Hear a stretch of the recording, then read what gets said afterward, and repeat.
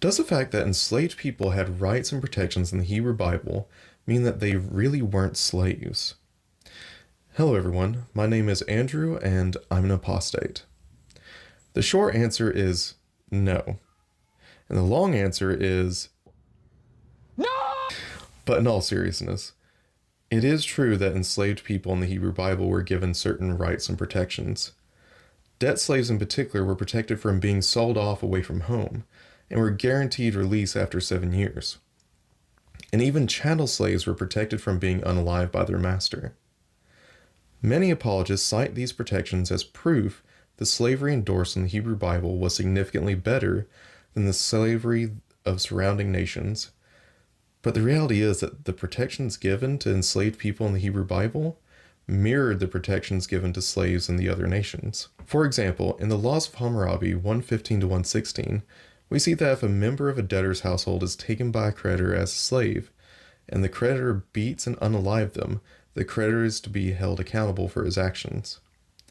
Likewise, many apologists also have a misconception that enslaved people in the antebellum South were not given protections whatsoever. But this is not true, at least not according to the laws at the time. For example, in Georgia's Constitution in 1798, Section 12, we read, "Any person who shall maliciously dismember or deprive a slave of life shall suffer punishments as would be inflicted in case the like offense had been committed on a free white person, and on the like proof except in case of insurrection by such slave, and unless such death should happen by accident in giving such slave moderate correction." If you didn't notice, that last line parallels Exodus 21. Where a slave master is permitted to beat their slave as long as that slave does not die within a couple of days. They are not to be punished. To anyone willing to critically examine these laws, I think it's pretty obvious just how brutal the practices of those laws would be and how easily they could be abused. A primary issue is that apologists often compare the laws of the Hebrew Bible with the practices of the antebellum enslavers, rather than their laws.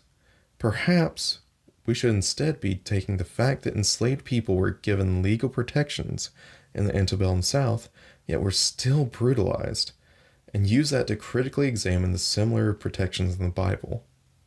And more importantly, we should be asking why a loving, just God would allow these practices to be endorsed in their name in the first place. If you enjoyed this video, please consider giving me a like and a follow, and check out where you can find me on other social media in the link in my profile.